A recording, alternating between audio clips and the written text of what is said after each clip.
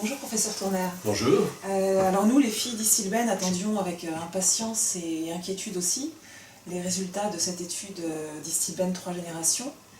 Alors déjà, pourquoi cette étude sur le Distilben, qui est le nom commercial du DES?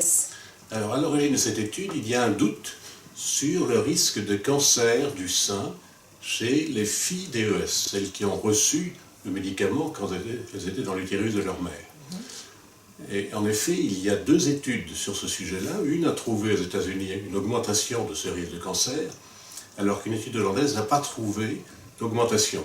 Donc nous ne connaissions pas la situation en France, et le but principal de cette étude, c'est de savoir quelle est exactement la situation du risque de cancer du sein pour ces filles. D'accord.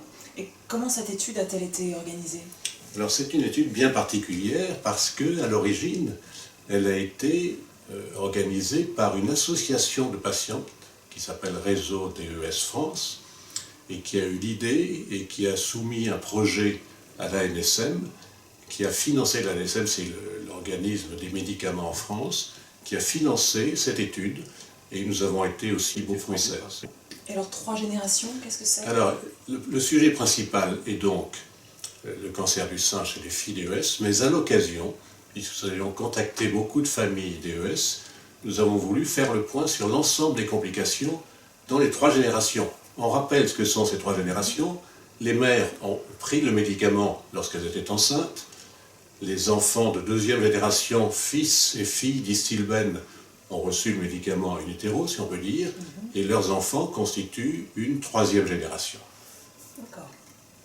Et quelle est la cohorte, enfin sur combien de femmes ou d'enfants se sont portés cette étude? Alors, nous avons été très heureusement surpris par le succès de cette étude.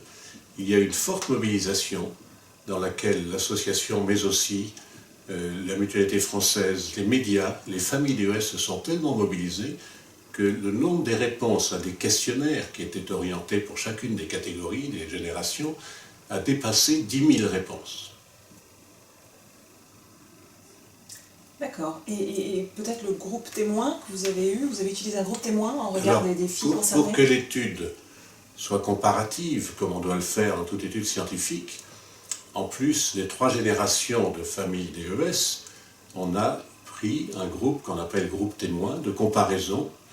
Ce sont des femmes de même âge que les filles d'Isylben, donc qui ont entre 37 ans et 64 ans maintenant, et qui n'ont bien sûr pas été exposées. Et de cette façon, on va pouvoir mieux savoir quelle est l'augmentation de risque éventuelle chez ces filles d'Isylben.